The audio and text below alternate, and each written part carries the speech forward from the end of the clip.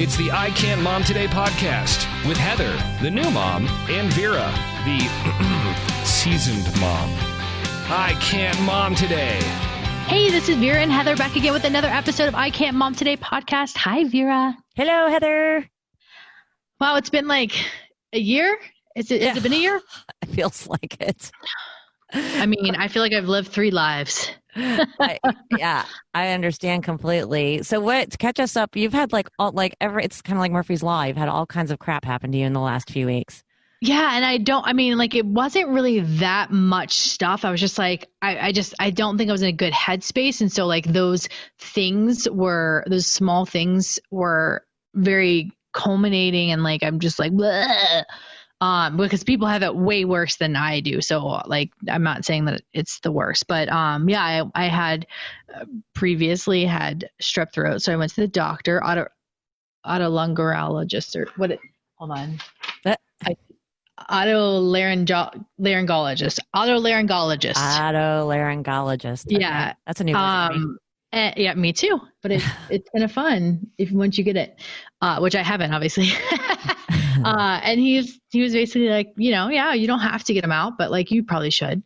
So I'm getting my tonsils taken out on the 23rd, and Brad slipped at the water park chasing our little child and hurt his ankle. And so basically he had like the tendon started pulling away from the bone and broke some of the bone off, but it's just not, his ankle's not right. So he has about an 8-week recovery, but we didn't know. And so I was like, you know what, I just need to mentally just, with work, my workload is just insane. And Brad's now at annual training for work, and he has two weeks away at, we call it summer camp, but it's not really fun. And so, yeah. It's crazy. Well, and then of course we knew from the last time that Baker got strep of the butt too. Yes. Which I'd never heard of. Mm-hmm. Tushy strep. So yeah, you've had a fun time the last few weeks, in addition to everything else that's going on in the world. Yeah, we'll talk about that another time. Okay. How are you? I have not. I mean, and we usually check in between podcasts, and we haven't even done that. Like that's how crazy things are right now. I know. It's just, for me, it's been fairly quiet. It's just, dealing with having an anxious 17-year-old, who's getting ready to be a senior, hopefully in high school, and stressing out about trying to take the exams. Like he's getting ready to take the ACT this weekend, and then he's going to take the SAT next month. And I've got him on tutoring. And then I'm like, he just gets anxious and he gets mad at himself that he's not getting good grades on the practice exam. So that's been the worst part, I think, of it right now, is just that. And then he's been bouncing back and forth between me and his dad's house. And he's just like, he said it's stressing him out because he's going more frequently now to make up for some time that he wasn't there this summer. So yeah, so the bad part of my life right now is my anxious 17-year-old, basically. So, I mean, other than that, it's everything else, all the other stress that everybody else is dealing with and everything. And then, coming up, which is what we were going to try and talk about today, is the schools here are planning on opening. Oh. But I know they aren't everywhere. And I wanted to introduce my friend Sarah. Sarah, are you there? I'm here. Hey, Sarah and I have actually known each other since middle school. I can believe that. And she has 3 children herself, although one of them is grown, basically. Right? You're that old? I know, you're old. How old is AJ now? 20. He's 20. Holy cannoli. I remember when he was born. Oh, that's crazy. So, and then you have Bella. How old is she? She's 17. Yeah. So the same age as Lucas. So, and then the youngest is? Victor. He's 11. 11. Okay. Yeah. So she's got fun kid stuff to deal with schools and everything. And I posted on our Facebook page about asking people how they feel about sending their kids back to school, or if they're going to try and do virtual school and everything. I have the results of that poll if you want me to reveal them in case you haven't seen them. Some people, the first options that I just posted were basically like, yes, no, yes, I think it'll be safe enough. Yes, but just because I have no choice, because I have to have my kids in school, because I have to go to work or whatever. And then no way, I don't think it's safe. And then a couple of people added some, which were really good. And actually the top answer was, yes, but I'm betting it will close down so fast our heads will spin. So which makes sense because of the spread. And then next one was still on the fence, but leaning towards no. And then after that was no way, I don't think it's safe enough. Then it was, yes, I'm confident it would be safe. And then the least responses was, yes, I really have no choice. Yep. So most people, yes, but they're kind of like, but it's going to shut down is what most people said. They figure that the schools are going to shut down. Mm-hmm. So I wanted to include Sarah in this because she still has 2 school-age kids. And well, tell us too a little bit more about yourself. I've been yapping, Sarah, about what what you do for a living. Are you married? Or what's your living situation like, especially now with the quarantine and the kids and everything? And what area are you in? Yeah, sure. I am. So I manage all services for a microphone company. So I am busy all day long, from gate to gate. And our home office is actually in Germany. So occasionally my morning meetings start at 3 a.m. Oh. Yeah, right? Not fun. I got a wake-up call. Seriously. So you did work in an office before though, right? You weren't always telecommuting like you are now. No, I was always in the office or I was on the road. It was one or the other. So being at home, I wasn't at home very often. I was on the road probably about 60% of the time, and then 40% of the time in the office. Wow. Which, was a big flip family-wise, as a single mom. Yeah. It's a much different lifestyle. And what area of the country are you in? In Connecticut, so Northeast. Okay. Yeah. So you went from traveling all over the place to, like helping set up microphone situations for concerts and handling a bunch of that, right? Traveling all around doing that kind of stuff to now sitting at home in your pajamas with your kids. Pretty much. That pretty much sums it up. Like life, I always say life just flipped off on March 16th. Wow. We had our annual kickoff for work, big global event. The week before. And then people actually left the U.S. early because they were afraid they weren't going to be able to get out because they were starting to close borders and people had to get to other countries. And then we got the announcement on the 13th that it was bad. And as a company, we made a global decision to shut all of our offices on the 16th and everyone work remotely from home. Wow.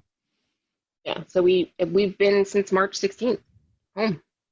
So how are your global offices doing? Like, what are they reopening, or is there anything that we can learn from them? Because I feel like as a country, we've really been ignorant to other countries. Like, it doesn't exist. We're in here. We're fine. Yeah, exactly. Yeah. I mean, truthfully, like I don't think we're looking at other countries and going, what have they done? How can we learn from this? And I think, all of our counterparts, China did very well on the reopening. They opened up pretty well. They're in full operations internally in the warehousing as well as manufacturing and the standalone office. Germany did well. It's still in Germany. If you can work from home, you do work from home, but there's swing shifts within the office. So they only have 50% of staff at any point in time in the office. But all the children in Germany did go back to school. Wow. Okay. And what does that look like over there? Have you asked them? It's really not as bad. It's not as bad of a situation because when they shut the country, the big difference, when they shut down in March, everybody shut down in the country and in the border walls. So the country shut down, they shut down the border walls and allowed it to die down, kind of how we have it in the Northeast right now. Mm-hmm. Connecticut hasn't had, new cases. Every other day, maybe, 10 come up. But in general, we have, a lot of days on our calendar that have 0 days. Wow. There are people that are affected. So it's similar, to what they did in Germany, where it was, okay, literally everything is shutting down. Yeah. Nobody's going to do anything. Stay home, shut your doors, lock your windows. Right. No, was there mass, hysteria, meaning like that you're the government, you're trying to rule my life. No.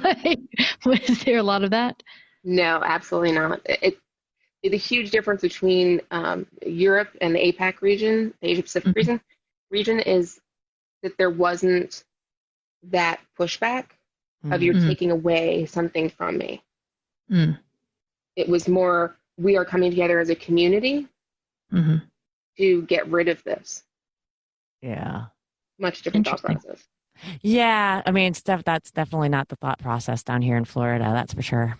Well, I'm feeling it in Colorado, and I thought Colorado was pretty progressive, but from some of the things that I've seen, I'm like, oh my God.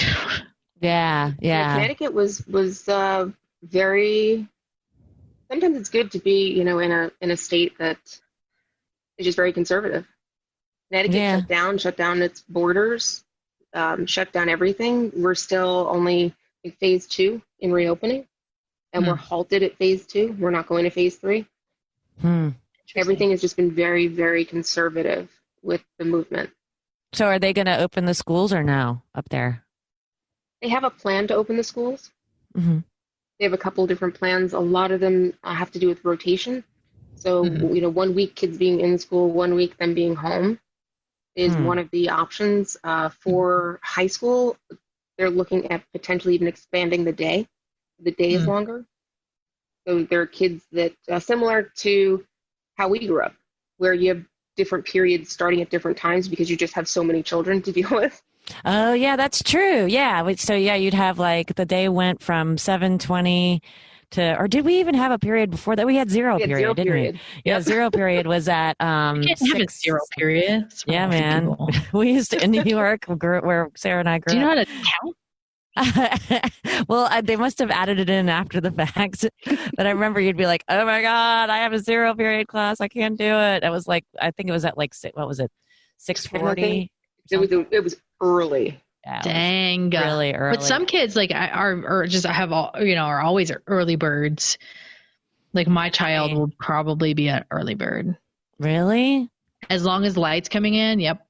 Wow. Yeah. Not I. So yeah, that would be smart if they did something like that here, because again, Luke, my son's going to be a senior, and he doesn't want to miss all the fun traditions and all the things that you do your senior year. He just really wants to go. Plus, he misses. I think he misses the routine, like a lot of people, the routine and just the interaction and everything. And he can't. He's just not one of those kids that can learn at a computer. That just won't work for him. So, and being away from family too. That being within the household isn't always healthy. You need some time away. Yes, like any relationship in life, right? Exactly. Yes. That's what I always say. The problem with relationships is they involve other people. I'm so sick of you. Yeah. So you're going to send your kids back to school, Sarah? Me? I am not. You're not? Okay. No, my son has ADHD. And quite frankly, a mask with him, that thing could be a slingshot. It could be worn as a hat. Like he will be every teacher's nightmare. Yeah. And they're going to have enough to contain, he's going to probably try to fog up any sort of, plexiglass in front of him and make some animals in it. Yeah. I could see everything going on. So you're going to try and homeschool, or do like virtual school or whatever?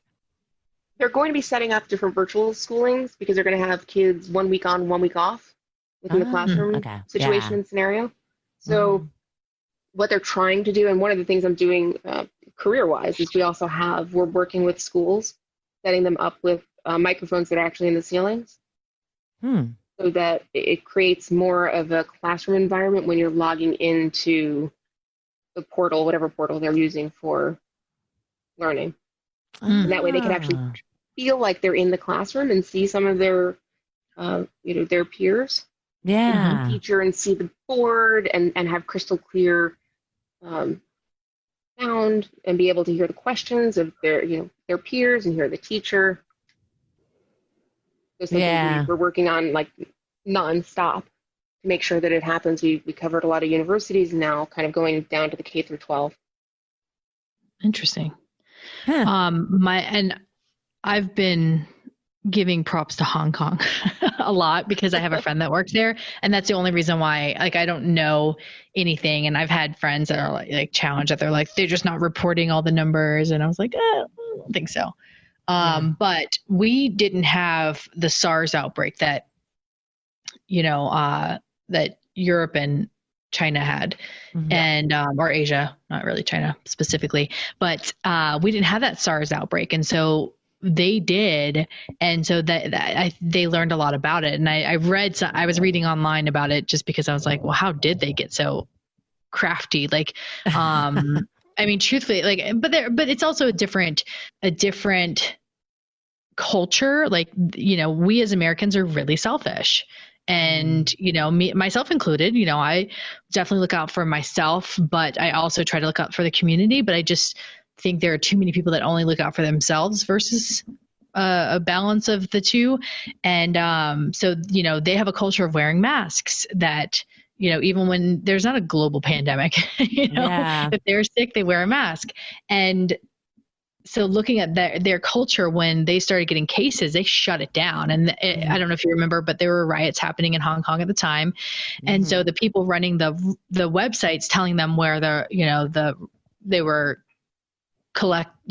gathering for those riots, that website immediately switched into action of tracking COVID outbreaks. And so they were able to shut that down. So in February, I think it was January, February, they shut down. My friend went home from school. She had to pivot like everyone else. And they went back, I think in late May, early June to half classes. So they split the classes up in morning and afternoon. They all had to wear masks. They had to hand sanitize, wash their hands, everything else. And they were only in there for like 2 or 3 weeks before school let out, but it seemed to work really well. But I mean, Hong Kong they're having rises in cases right now because people are kind of relaxing a little bit, but she posted like 14 cases, everyone be safe. I was like, oh, 14 cases. She's like, well, when you have none, that's a big deal. I was like, oh, yeah. True. So I mean, just looking at other countries, I think why are we not modeling more off these other countries that are doing it? Yeah, well, that's the thing. I think Americans are culturally, we believe we believe in being independent and individualistic, and so unfortunately, in this case, it doesn't work very well when you need everybody to cooperate. Like I have one girlfriend who's actually a school teacher. She said, of course now she's going to have to, but she was refusing to wear. She's like, I'm not wearing a mask. I'm not wearing a mask. Why should I wear a mask? It's not going to work.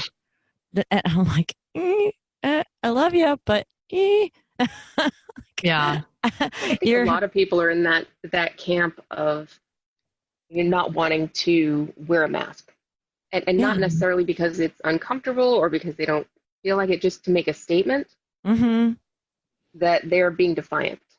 Yeah, that's kind of they're allowed to be defiant. Is. Yeah, it's like you're not going to tell me. Yeah, it's like you're not going to tell me how to do, what to do. My toddler wears a mask sometimes. Sometimes I was going to say, how do you keep it on his face? It's just for short periods. So like we stopped because they wind up taking it off in the classroom and he doesn't wear it, cause he is in daycare, and that primarily that was because of my sanity. And Brad went back to work. Like we had him home for a little while, for a couple months. And then Brad started going back to work because his work was open, and I couldn't, there's no way I could have done it. No way. Like my job is just too demanding, and I'm I'm already high stress.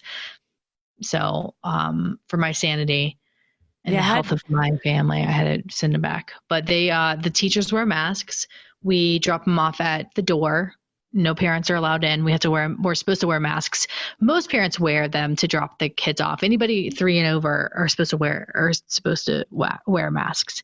But there are a lot of parents that don't. But yeah, and then we pick them up, and I don't know how the hell they know who we are with masks on, but I always get the same kid, so. I always get the same kid. Wait a minute. Well, how do they know? Like, how do they know? Do they are they logging my outfits? Like, because I wear the same thing like every week. Let's get real. Funny. But yeah, like, so that's how and they send us information, like when they get to school, they wash their hands, when, before meals, when they go outside, when they come inside, when they leave for the day, they'll wash their hands before they bring them out. So a lot of hand washing, and I've noticed his hands are really dry from all the washing. Oh yeah, I'll bet. But I I mean, wonder how it's going to affect their psyche going forward. Especially ones that are younger and kind of in that mid-range. Like all of a sudden you're going to OCD-esque washing your hands and not touching things, right? No, Baker's not experiencing that. No, he's still touching everything. He hates washing his hands. Like so much so, like he has learned about standing up to pee, and if he doesn't touch anything in the bathroom, then he doesn't have to wash his hands. That's what Brad started doing with him. I'm like, no, you have to wash your hands anytime you go to the bathroom, my friend. Yeah. But sometimes it's just a battle. I'm like, do you want to stand up or sit down? And he'll stand up, and I do everything. Like I pull down his pants, I lift up the toilet seat. Like he literally doesn't touch a thing, but it's still, sometimes I usually make him wash his hands, but sometimes I'm like, it's not worth the battle. Yeah. You got to pick your battles, man. Yeah. And so I want to wash my hands. I'm like, see, it's fun to wash your hands. Mm-hmm. But he hasn't been OCD. Now, whether or not, in 6 months, a year, I don't know. Yeah. I've wondered that too, if like we're raising a generation of germaphobes now. Like, which I don't know if that's really a terrible thing exactly, as long as it's not off the charts, but it's definitely, kind of like you think about your grandparents and how they didn't want to throw anything away because they lived through the Depression. Yeah. Like you wonder if this is going to be one of those kind of things with these kids, Well, I'll tell you, I'll never not have toilet paper, paper towels, hand sanitizer, soap, or disinfecting wipes. I will never not have it. Good point. Yep. Every time I go to the store, I pick one up now. What'd you say, Sarah? I think everybody's stocked up on that stuff. Oh, for sure. Yeah. Except paper towels, man. I used to have a regular delivery from Amazon. I was subscribing, saving with my paper towel supply, and they haven't been able to send it to me. So I've had to get it from the grocery store. So I'm so PO'd because it was nice to have my big box of paper towels every month. I just go to Costco. Yeah. Costco is good too. I just need to I'll send Jerry. I think paper towel we didn't have any issues with paper towel here, but everything else, we're just now getting hand sanitizer and disinfecting wipes. Yeah, no, hand sanitizer we started to get like a week or two ago, I think it was. But I wanted to ask Sarah real quick too, because we were talking earlier about like your sanity, Heather, with working with Baker in the house. How are you going to do, or were you doing that, knowing how busy your job is, Sarah, and crazy your job can be, even when you're telecommuting? Like, how do you manage that with your kids? Like, does your daughter, the older one, trying to help you with Victor, the 11-year-old, or how does that work? No, she can't. She's a straight A student. Yeah. He's, straight honor roll, always studying, needs to be in her studies and focused. So she can't, break her concentration and then go back to it very easily. She gets very frustrated. So she kind of does her thing upstairs in her room where she can have quiet and peace. I have commandeered the dining room table. We no longer have a dining room. It is now my office because I had to bring all of my screens from work. So I've got 3 giant screens. Dang. Yeah, exactly. I have 3 giant screens and, my whole setup, and then I have my audio station and things I need for testing. It's a mess. And then I have him sitting across from me so that I can see what he's doing. And sometimes I have to move him a little bit so that I can see the screen, what he's working on. But really, it's in between conference calls, in between emails, running over, checking his work, coming back over, him trying to ask me questions during a meeting, me remembering if I'm on mute or not. And sometimes I wasn't. The cat coming in and sitting on my laptop, just the craziness of what would go on the entire day was a zoo. Like at work, I would normally work until sometimes 7, 8 o'clock at night in the office and then come home. At 5 o'clock, I was like, I'm done. I'm logged out. Nobody call me. I'm shutting my cell phone off. I want to disappear. Yeah. You're really doing 2 jobs at once. Oh, for sure. Absolutely. Now, looking back on it, do you regret getting a cat? Never. Never. The kids, on the other hand, just kidding. Well, no, when this first started and, a few weeks in, I saw somebody say, if you've ever wondered how many kids you should have, it's however many you can deal with during quarantine. Oh, wow. Yeah, there you go. That's absolutely. I mean, I don't know. But, one girlfriend of mine has like a, 9-year-old and a 6-year-old. I always forget exactly how old they are. It's terrible. I'm a bad friend. But No. but since they're in different grades, she's got to try and manage both of them, and then she's trying to work, and it's just juggling all of that, and staying sane and not wanting to throw everybody out the window, as I always say. That's like, I don't know. I do not envy her and the people with, the smaller kids, especially. I just don't know. I don't know how you can do it. I think every age has its challenge too, Yeah. I mean. Yeah. Every age group has its own unique challenges. Yeah. The littles are going to pull at you, but you can easily distract them and have them doing other Watch things TV for a while, right? You've got an iPad, you've got every device that you can throw in front of them. Mm-hmm. Yeah. And if you have a cardboard box, they're just good for the day. Right? Not mine. I wish. Oh my God. Yeah, I miss those days when you could easily distract them. I still try and do it with Luke, but it doesn't work. Right? 5 minutes. You want something to eat? You want something to eat? Oh, no. Yeah, I definitely think there's some kind of way we can do going back to school so parents can get a break, but we need to support our schools and our teachers and do it and have a plan, not just be like, oh, we're gonna open it up and they're gonna wear masks and they're gonna all socially distance, because in reality that's never gonna happen. Mm-mm. I mean, even just like high school. Yeah, sorry, go ahead, Sarah. I think it'll help to getting the teachers the information that they need and the training they need.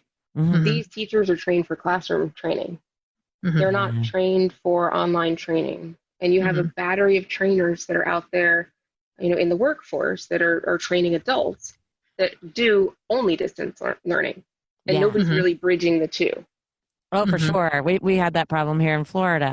And there's a Florida virtual school, and I still don't understand why they didn't utilize them and ask them for help as far as setting all that up, because it was such a cluster when Luke was trying to get his schoolwork and everything. It was just, and he'd be like near tears because it would get in the way of him actually getting his work done.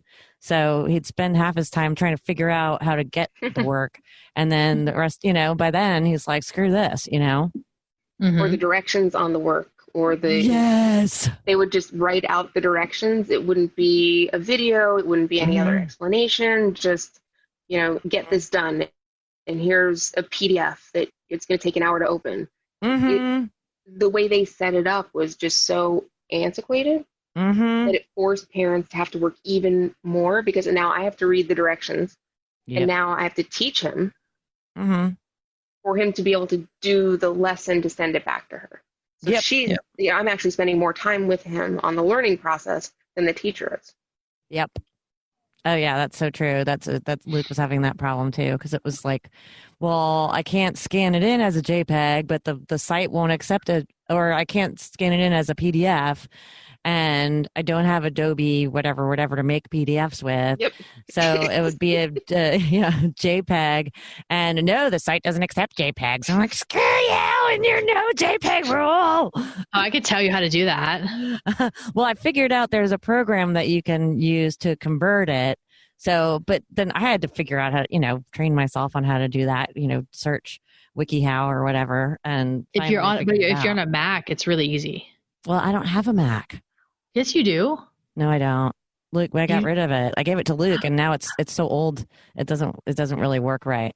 Oh Lord. Yeah, I'm all PC now. I know. Hurt my soul.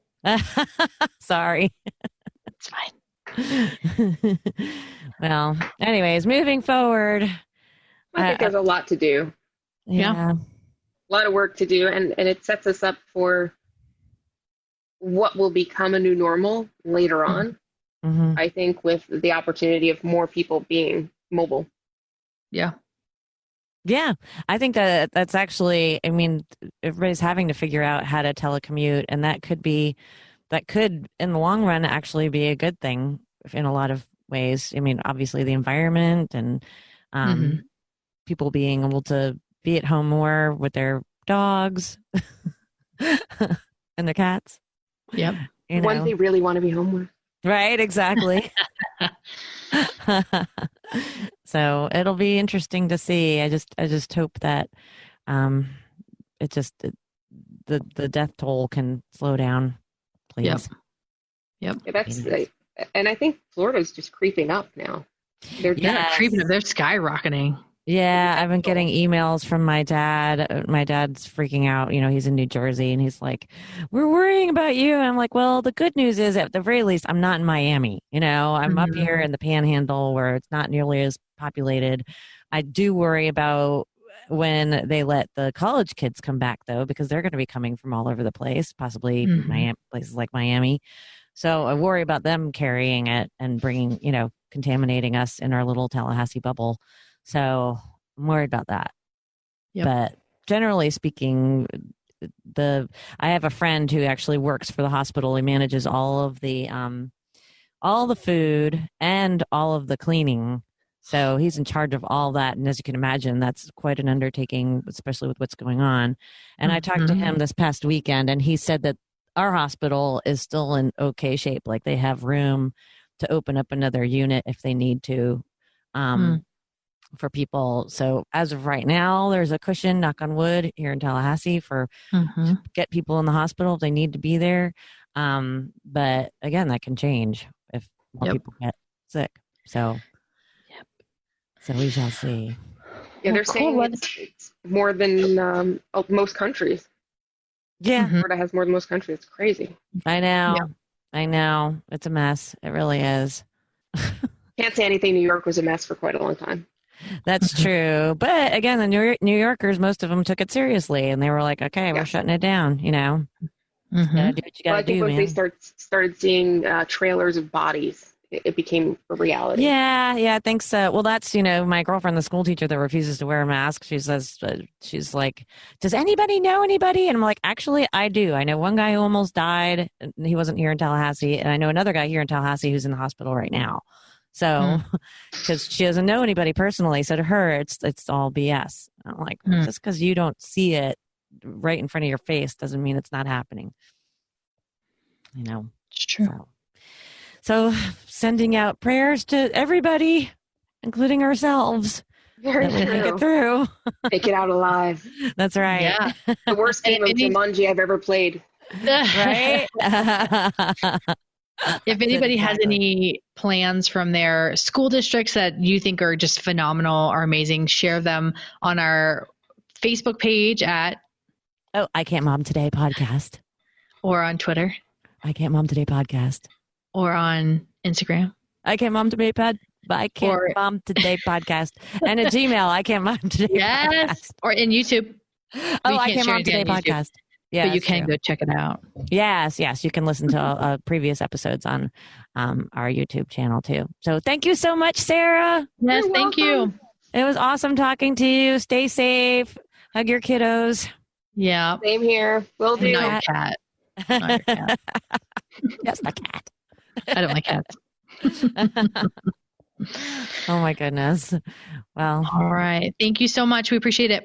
Yes. Thanks, Sarah. No problem. Have a good day, guys. You too. You Take too. care. Bye. Bye. Bye.